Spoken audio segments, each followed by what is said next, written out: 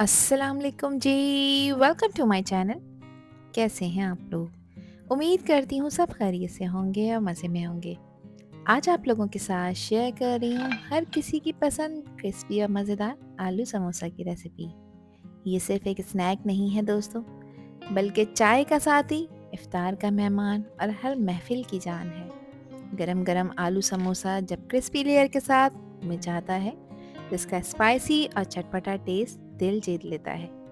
आज की रेसिपी में मैं आपको सिर्फ समोसा ही नहीं बल्कि परफेक्ट क्रिस्पी समोसा पट्टी का राज भी शेयर करूंगी, जो हर दफ़ा गोल्डन ब्राउन और फ्लेकी बनेगी। और हाँ, साथ में आपको बताऊंगी कि कैसे मसालेदार स्टफिंग तैयार की जाए जो हर बाइट में चटखारा भर दे। तो चलें फिर शुरू करते हैं इसको बनाना। तो क्रिस्पी समोसा बनाने के लिए यहाँ पर कुछ बेसिक चीज़ों का इस्तेमाल करेंगे, जिसके लिए 2 कप लिया है मैंने मैदा। मेजरिंग कप का मैंने यूज़ किया है, आप लोग चाय पीने वाले कप से भी इसकी मेजरमेंट कर सकते हैं। हाफ़ टी स्पून मैंने इसमें नमक डाला है। इसके अलावा हाफ़ टी स्पून मैं इसमें अजवाइन का शामिल कर रही हूँ, और अजवाइन को इस तरह से रब करके ऐड किया करें, इससे इसके दाने खुल जाते हैं और फ्लेवर अच्छा आता है। अब इसमें 1.5 टेबल स्पून मैं शामिल कर रही हूँ घी, और घी आपने जमा पर इस्तेमाल करना है, पिघले हुए घी का इस्तेमाल नहीं करना। इससे क्या है ना कि समोसे बहुत ही खस्ता बनकर तैयार होंगे। अब तमाम चीज़ों को बहुत अच्छी तरह से मिक्स कर लेंगे। देखिए दोस्तों, समोसे की असली जान उसकी क्रिस्पी और फ्लेकी पट्टी होती है, जो सिर्फ तभी बनती है जब हम इसकी डो को सही तरीके से तैयार करें। और इसके लिए एक इम्पॉर्टेंट स्टेप है आटे को अच्छी तरह से रब करना। तो सबसे पहले आटे को इतनी अच्छी तरह से आपने रब करना है कि इसमें जो हमने घी ऐड किया है ना, वो इसके कोने कोने में फैल जाए। अब इसको गूंदने के लिए यहाँ पर मैंने फ़िलहाल 1 कप पानी लिया है। अब पानी आपने इसमें थोड़ा-थोड़ा सा ऐड करना है, एक साथ सारा पानी ऐड नहीं करना। थोड़े-थोड़े पानी का इस्तेमाल करते हुए एक टाइट डो आपने गूंदनी है। ध्यान रखिएगा कि जो नॉर्मली हम घर में आटा गूंथते हैं ना, उसके कंपैरेटिवली ये डो काफ़ी हार्ड होती है। तो अब इसमें आपने पानी एकदम से शामिल नहीं करना। ज़्यादा पानी अगर आप डालेंगे तो समोसा पट्टी की डो सॉफ्ट हो जाएगी और फिर पट्टियाँ अच्छी बनकर तैयार नहीं होंगी। अब हाथों से अच्छी तरह से इसको प्रेस कर कर के टाइट और स्मूथ बनाएंगे। ये डो ना ज़्यादा सॉफ्ट होना चाहिए और ना बहुत ही ज़्यादा हार्ड, बस इतना कि बेलने में आसानी हो और फ्राइंग के बाद समोसा खस्ता बने। अब इसके ऊपर मैं थोड़ा सा कुकिंग ऑयल लगा दूंगी ताकि ये जो डो है इसका टेक्सचर इम्प्रूव हो जाए।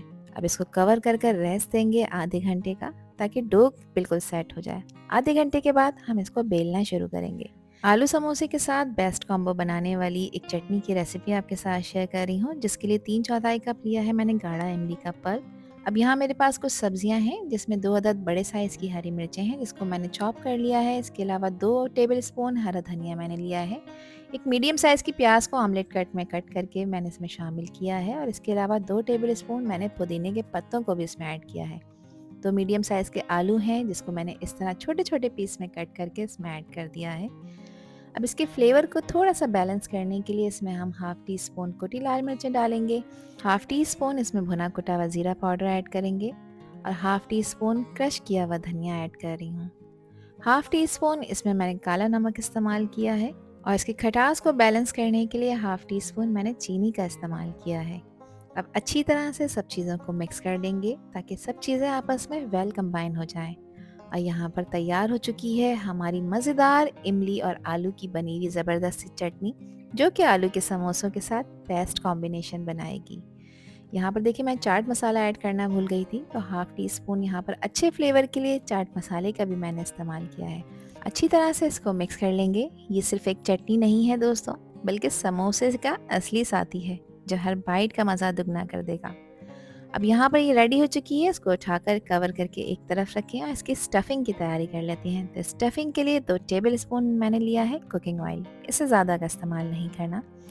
1 टीस्पून इसमें मैंने अदरक लहसुन का पेस्ट ऐड किया है।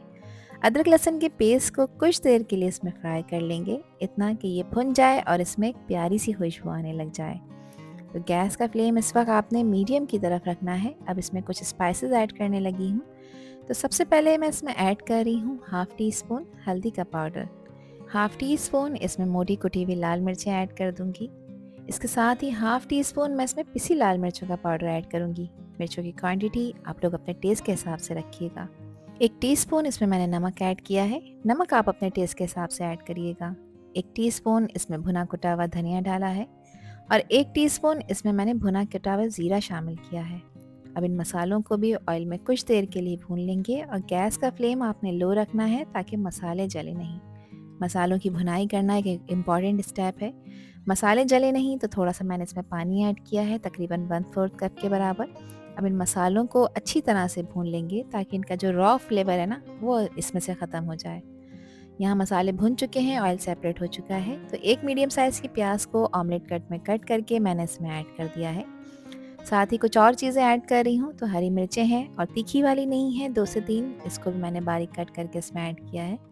अच्छी तरह से इसको मिक्स कर लेंगे ताकि मसाले अब जो सब्जियाँ इसमें डाली हैं ना इसमें कोट हो जाएँ। अब यहाँ पर देखिए 3 मीडियम साइज़ के आलूओं को मैंने बॉईल करके मैश कर लिया है और मोटा-मोटा सा ये आपने मैश करना है, ये इसमें मिक्स कर देंगे। अब आलू और मसालों को बहुत अच्छी तरह से इसमें आपने मिक्स करना है ताकि जो भी चीज़ें इसमें ऐड की हैं, जो सब्जियां, जो स्पाइसेस, वो आपस में वेल कंबाइन हो जाए। अच्छे फ्लेवर के लिए इसमें बारीक कटा हुआ हरा धनिया मैंने शामिल किया है। अब बारीक कटे हुए पुदीने के पत्तों का भी मैं इस्तेमाल कर रही हूँ। 1 टेबल स्पून इसमें लेमन जूस ऐड करेंगे जो कि इसके फ्लेवर को 4 चांद लगा देगा। और अब गैस का फ्लेम आपने ऑफ करना है। स्टफिंग हमारी मज़ेदार सी तैयार हो चुकी है। अब अगर इसमें कहीं पे मोटे-मोटे आलू के चंक्स नज़र आ रहे हैं ना, तो इस तरह से स्पून या स्पैचुला से इसको प्रेस कर दें ताकि ये बिल्कुल स्मूथ हो जाए। स्टफिंग रेडी हो चुकी है, इसको आपने कम्प्लीटली ठंडा करना है। उसके बाद हम इसके समोसे बना के तैयार करेंगे। जब तक एक स्लरी तैयार कर लेते हैं। स्लरी बनाने के लिए 1/4 कप लिया है मैंने नॉर्मल टैप वाटर। इसमें 2 टेबल स्पून मैं मैदे के इस्तेमाल कर रही हूँ। स्लरी का टेक्सचर ना बहुत ज़्यादा पतला होना चाहिए और ना बहुत ज़्यादा गाढ़ा। ये बिल्कुल एक चिपकाने वाली ग्लू की तरह से होना चाहिए जो समोसे के एजेस को अच्छी तरह से सील कर दे। अगर लग रहा है आपको कि स्लरी ज़्यादा पतली हो गई है तो आप इसमें थोड़ा सा मैदा मज़ीद ऐड कर सकते हैं। अच्छी तरह से इसको मिक्स कर लेंगे दोस्तों। इसमें किसी भी तरह का लंप नहीं होना चाहिए। बिल्कुल लंप फ्री स्लरी आपने बनाकर तैयार करनी है।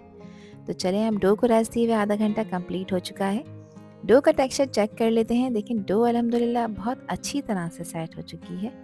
अब आपने करना ये है कि इसको निकालना है और किचन काउंटर टॉप पर लेकर आ जाना है और 1 से 2 दफ़ा हम इसको मज़ीद गूंद लेंगे। गूंदने से इसका टेक्सचर मज़ीद इम्प्रूव हो जाएगा। और ये डो देखें बिल्कुल स्मूथ हो चुकी है, बिल्कुल स्टिकी नहीं है। अगर ये आपको थोड़ी सी स्टिकी लगे तो इसमें आप थोड़ा सा मैदा ऐड कर सकते हैं ताकि ये चिपके नहीं। और अब देखिए यहाँ पर इसको मैंने एक रोल सा बना लिया है। एक लंबा सा रोल आपने बना लेना है ताकि हम अब इसके पोर्शंस बना सकें, यानी इसको हम डिवाइड कर सकें। अच्छी तरह से इसको गूंदने के बाद एक लंबा पतला सा मैंने इसका रोल बना लिया है और अब नाइफ़ की हेल्प से इसको सेंटर में से 2 इक्वल पार्ट्स में मैं डिवाइड कर दूंगी। अब आपने एक हिस्से को उठाकर कवर कर कर रख देना है और एक हिस्से की हम पहले बनाकर तैयार करेंगे समोसे की पट्टियाँ। तो जिस तरह से हम रोटी का पेड़ा बनाते हैं, सेम इसी तरह से आपने एक पेड़ा बनाकर तैयार करना है। और अब इसको गूंदने के लिए किसी फ्लैट सरफेस की ज़रूरत पड़ेगी। तो यहाँ पर मैं अब इसको बेल रही हूँ। बेलते वक्त डो चिपके नहीं, तो इसलिए इसके ऊपर मैंने थोड़ा सा ड्राई मैदा डस्ट कर दिया है और अब इसको बेलना शुरू करेंगे। तो पहले हाथ की मदद से इसको फ्लैट कर लेंगे और फिर रोलिंग पिन की हेल्प से अब इसको बेलेंगे। अब सबसे इम्पॉर्टेंट स्टेप शुरू हो चुका है दोस्तों, समोसे की पट्टियों को बेलने का। क्योंकि अगर पट्टियाँ परफेक्ट बेली जाएंगी तो समोसा भी एकदम क्रिस्पी, फ्लेकी और शेप में बहुत ही खूबसूरत बनकर तैयार होगा। जब आप डो का पेड़ा लें और इसे बेल रहे हों तो इस बात का आपने ख्याल रखना है कि ना ज़्यादा मोटा हो और ना ज़्यादा पतला। अगर बहुत मोटा होगा तो फ्राई करने में भी टाइम लगेगा और अगर बहुत पतला होगा तो फिर जलने या फिर फटने का चांस है। तो यहाँ मैं आपको इसकी थिकनेस चेक करा देती हूँ। जैसे नॉर्मली हम घर में रोटी पकाते हैं ना, सेम इसी तरह से आपको इसको बेल के तैयार करना है। अब एक और इम्पॉर्टेंट स्टेप आ चुका है समोसा पट्टी को कट करने का, जिसके लिए एक शार्प एज का मैंने यहाँ पर कवर यूज़ किया है। ये एक जग का कवर है, आप लोग चाहें तो किसी जार के कवर से भी इसकी कटिंग कर सकते हैं। इसकी हेल्प से मैंने 3 इक्वल सर्कल्स कट कर लिए हैं। अब ये जो एक्स्ट्रा डो है ना, इसको आपने उठाकर अगेन इसकी समोसे की पट्टियाँ बनाकर तैयार करना है। आप चाहें तो इसको दूसरे पेड़े में भी शामिल कर सकते हैं। अब यहाँ पर देखिए मैंने 3 सर्कल्स कट करके तैयार कर लिए हैं और अब जो ये एक्स्ट्रा डो है इसके भी आपने मज़ीद इसी तरह से सर्कल्स कट करके तैयार कर लेने हैं। और इनको तैयार करते वक्त कवर करके एक तरफ रखते जाएं, इनको आपने अनकवर नहीं छोड़ना। और अब यहाँ पर देखें एक सर्कल को मैं बेल रही हूँ और इस तरह से ओवल शेप में आपने इसको लंबा बेलना है। अब यहाँ पर मुझे इस पर एक मार्क लगाना है ताकि मैं इसको 2 इक्वल पार्ट्स में डिवाइड कर सकूँ। तो मैंने इसको इस तरह से फोल्ड कर लिया है, ओवरलैप कर दिया है। तो देखें एक मार्क बन गया है। और अब नाइफ़ की हेल्प से मैं इसको 2 इक्वल पार्ट्स में डिवाइड कर दूंगी। अब इसमें से एक पोर्शन ले रही हूँ मैं और इस एक पोर्शन में अब हम अपनी मज़ेदार सी समोसे की स्टफिंग भरेंगे और इसका एक परफेक्ट समोसा बनाकर तैयार करेंगे। अब आपने करना ये है कि इस तरह से इसके ऊपर खुश्क मैदा डस्ट करना है ताकि ये चिपके नहीं, और इसको इस तरह से एक ट्रे में या किसी प्लेट में आपने रखना है और इसको कवर ज़रूर करना है ताकि एयर लगने से ये बिल्कुल भी एक दूसरे के ऊपर चिपके नहीं या फिर हार्ड ना हो। तो यहाँ पर देखिए मैंने सारे पीसेस की कटिंग कर ली है और सबको 2 इक्वल पार्ट्स में डिवाइड करके यहाँ पर इनके परफेक्ट सी समोसे की पट्टियाँ तैयार कर ली हैं।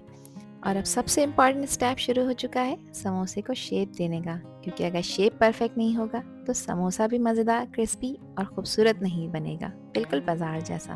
तो इसको शेप देने के लिए अब मैं इसको फोल्ड कर रही हूँ। तो मैंने एक कॉर्नर को फोल्ड करा है और इसके ऊपर लगाई है मैंने मैदे वाली स्लरी, और अब दूसरे कॉर्नर को इस तरह से लाकर इसके ऊपर जॉइन कर देंगे और प्रेस कर देंगे ताकि अच्छी तरह से सील हो जाए। तो देखें पॉकेट सी बन गई है ना। तो अब आपने करना ये है, इस कोन के अंदर अब मज़ेदार आलू की स्टफिंग भरनी है। अच्छा, बहुत ज़्यादा स्टफिंग नहीं भरनी है आपने, अच्छी अमाउंट में भरनी है, मगर इतनी ज़्यादा नहीं भरनी कि समोसा फट जाए। बस देखें यहाँ पर मैंने तकरीबन 2 टीस्पून इसमें स्टफिंग भरी है। अच्छी तरह से इसको अंदर कर देंगे इसके। अब देखें जो ये नीचे वाला आपको एजिस का नज़र आ रहा है, इसके ऊपर भी मैदे वाली स्लरी लगानी है और अब समोसे को इस तरह से उठाकर इसके ऊपर यहाँ पर लाकर इसको जॉइन कर देना है और अच्छी तरह से प्रेस करके इसको सील करना है।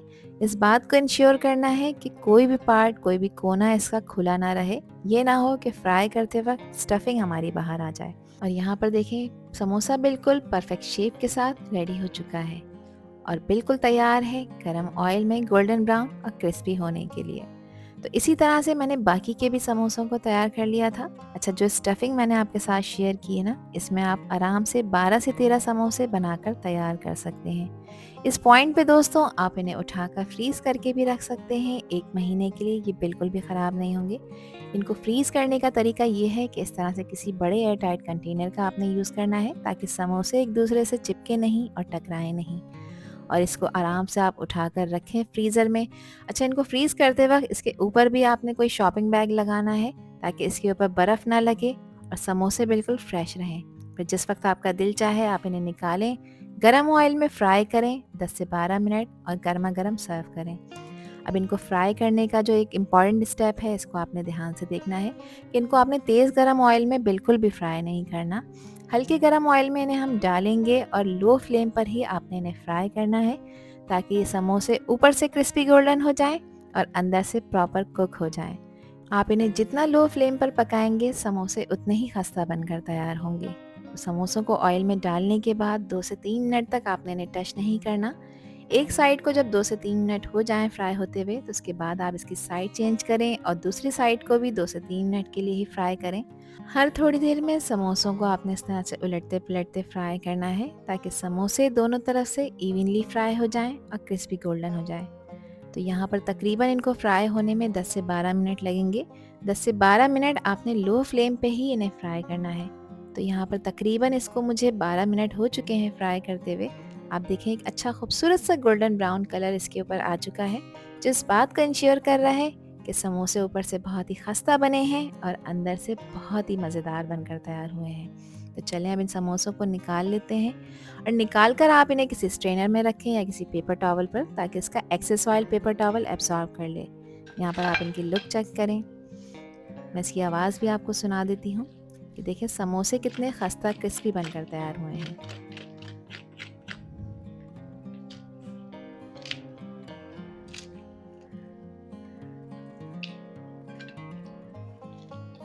तो लें जी, ज़बरदस्त मज़ेदार खस्ता आलू के गरम गरम समोसे बनकर तैयार हो चुके हैं और क्या ज़बरदस्त खुशबू आ रही है, एकदम बाजार जैसे, लेकिन घर की सफाई और प्यार के साथ। आई होप कि ये रेसिपी और वीडियो आप लोगों को पसंद आई होगी। पसंद आई हो तो कमेंट सेक्शन में अपना प्यार से फीडबैक मुझे लाजमी शेयर करिएगा, और चैनल पर न्यू है तो चैनल को भी ज़रूर सब्सक्राइब कर दीजिएगा। आपसे फिर मिलूंगी इंशाल्लाह एक न्यू वीडियो में एक न्यू रेसिपी के साथ। जब तक हादिया को दीजिए इजाज़त। अपना बहुत ख्याल रखिएगा दोस्तों। अल्लाह हाफिज़, अल्लाह निगहबान।